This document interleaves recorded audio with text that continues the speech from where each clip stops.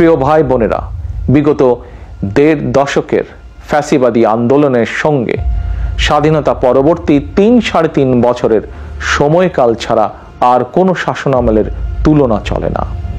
সুতরাং আমি সবাইকে বিনীতভাবে আহ্বান জানাবো, হিটলারের নাৎসিবাদ সম্পর্কে যেমন কেউ গৌরব করে না, পলাতক ফ্যাসিস্ট এর শাসনকাল নিয়েও গৌরব করার কিছুই নেই। ডাকাতি করে কিছু সম্পদ চ্যারিটি করলেও জনগণের চোখে ডাকাত যেমন গ্রহণযোগ্য নয়, তেমনি অন্তর্বর্তীকালীন সরকারের ব্যর্থতা খুঁজতে গিয়ে কৌশলে পলাতক ফ্যাসিস্টদের পক্ষে সাফাই গাওয়াও তেমন গ্রহণযোগ্য হতে পারে না।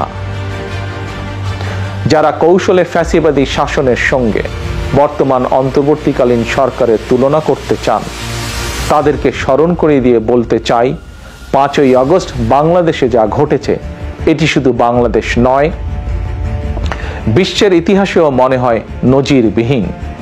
৫ই আগস্ট গণভবন ছেড়ে ফ্যাসিস্ট পালিয়েছে, সংসদ ভবন রেখে তথাকথিত সাংসদ পালিয়েছে, আদালত ছেড়ে প্রধান বিচারপতি পালিয়েছে, বায়তুল মোকাররম ছেড়ে প্রধান খতিব পালিয়েছে, ক্যাবিনেট ছেড়ে মন্ত্রীরা পালিয়েছে, ফ্যাসিস্টের দোসররা গা ঢাকা দিয়েছে।